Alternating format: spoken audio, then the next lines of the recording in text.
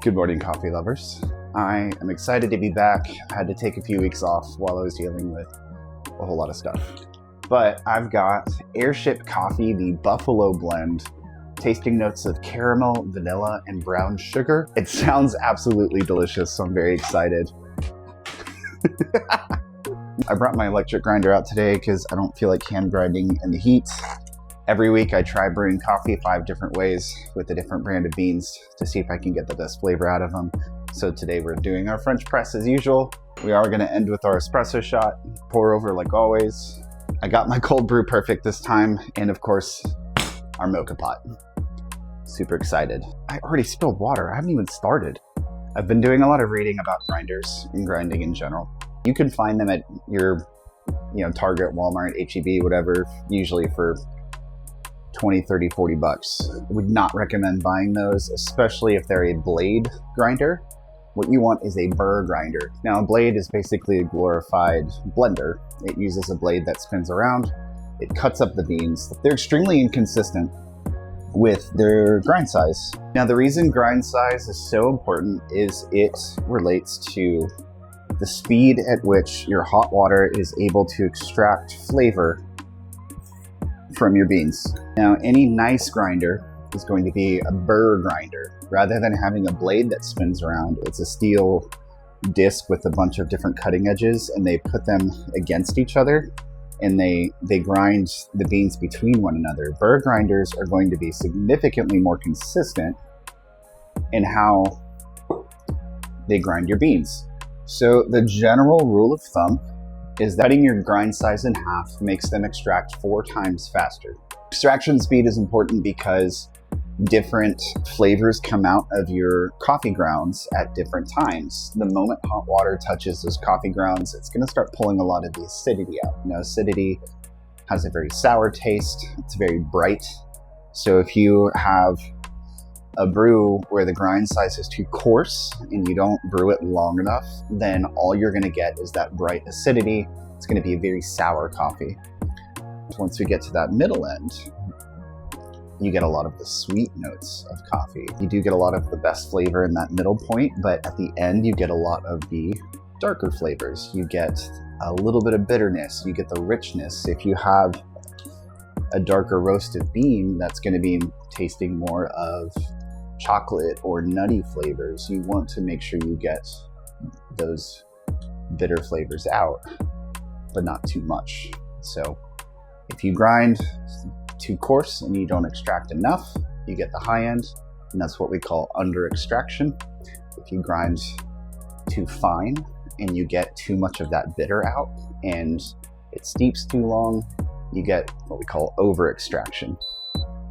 Either way, it's not going to taste great. There's a good middle ground that's reset on me. Now, a French press is a long extraction method, which means you want a coarse grind because that is going to get all of those bitter flavors out. Obviously, you still don't want to over extract, so you can really experiment. If you feel like your French presses are too bitter, then you're either using too fine of a grind or you're steeping it for too long. And you can compensate either way. You can either steep it for less time or you can grind it more coarse. Now, for a French press, it's recommended you grind it more coarse because the filter that is used in a common French press is not designed to get out really fine grinds. It's designed for really coarse grinds. So the filter is really important on a French press for that exact reason. I think I did that right. I was too busy talking and I went into automatic mode. So we're just gonna move on to the next one. I messed up. It'll be fine. It'll be okay. I ground too much coffee. For a mocha pot, you want more of a medium to a fine grind because the hot water pushes up through your grounds very, very quickly. You need to use a fairly fine grind because you want it to get all those flavors out in a very short amount of time. It's also pressurized. That pressure helps pull it out a little better too. It's only a little bit of pressure. It's not nearly as much as a full-blown espresso machine. I overfilled that, so I'm just dumping some out. Yes, I'm dumping it on the floor. because it's my floor and I can do what I want. Where'd my coffee grounds go? The French press is ready. Stop beeping at me. Ooh, that's a pretty color.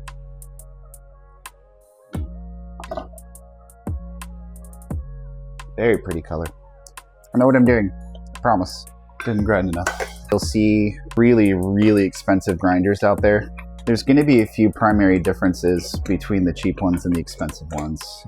Build quality is obviously a pretty big consideration. A higher quality grinder, a more expensive grinder is going to have more precision in how it's manufactured. And that precision will lead to a more consistent grind size. So if you're doing something like a French press, which needs a coarse grind, it's going to have less really fine ground slipping through. If you're doing something like an espresso machine, you definitely want to have that precision, because espresso has to be perfect. It's the easiest one to mess up. I messed up. I didn't plan right. Some of the more expensive machines also have automatic dosing, which is really, really convenient. So unlike what I just did where I wasted grounds on accident, they will grind exactly as much as you need to. Mocha pot's done. Ow. I touched the metal.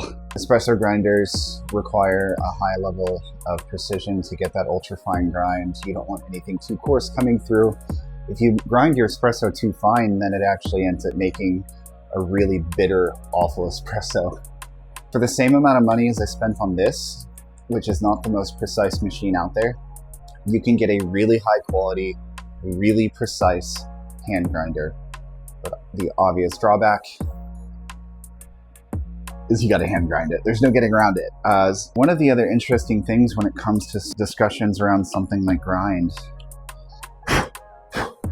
is also your filters. French press and the mocha pot both have a metal mesh filter. They've got very small holes in them, and those very small holes allow the ultra fine powders that are impossible to avoid with any method of coffee making to slip through. A paper filter is going to catch all those fine particles, so it won't allow them to slip through. One of the big differences with paper filters versus metal filters is what some people refer to as body. It actually catches a lot more of the acidity that is naturally contained within a coffee bean, so paper filters are really good if you struggle with tummy issues. If coffee is too acidic and it hurts your tummy, you can use a paper filter, and some people will actually even double filter if they're extra sensitive to that acid. Metal filters don't catch all that extra acid, but they also inevitably let more of the fine grounds through, and it gives the coffee what's called body, which is essentially a more thick mouthfeel to it. I don't think I got my coffee to water ratio right there. What did I do? What was I saying? Tasting time. This is supposed to have caramel, vanilla, and brown sugar with Airship coffee, the Buffalo blend. Start with the cold brew. Wow. I'm getting the vanilla for sure. The caramel's subtle, but it's there. You have to kind of swish it around to get the caramel. That is sweet though. That is delicious. That's an amazing cold brew. I'm eyeballing it because I want more. French press. The caramel comes out real strong on the French press. The brown sugar is really strong on the cold brew. And just like I was talking earlier, that mouthfeel is amazing. I don't know which one I like more. There's absolutely no bitterness to that though. Mocha pot, that's a little bit sour, which means I probably ground a little bit too fine. The caramel's super strong though. It's probably just being brought out by that sour. That's really good. If I hadn't just had those two, this would be like blowing my mind. It is very good as far as mocha pots go. It's just not as good as the other two. Oh, I'm gonna burn my mouth, aren't I? It barely tastes like anything. I don't think I got my coffee to water ratio right. I'm always nervous to try my espresso shot. That's actually not bad, but it's also still too hot. Let's try this mocha pot again. It's really rich. It is too bitter.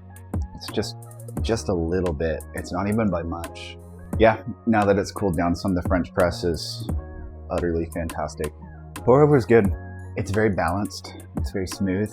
It hits the front and the back of the tongue with the sour and the bitter just right.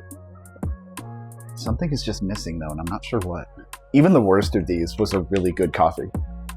The worst was still pretty average compared to most coffees. The best was really, really good. Airship coffee, you guys knock this out of the park. I would highly recommend buying these beans. I got them on drinktrade.com. That's all I've got today. I'll see you guys next week.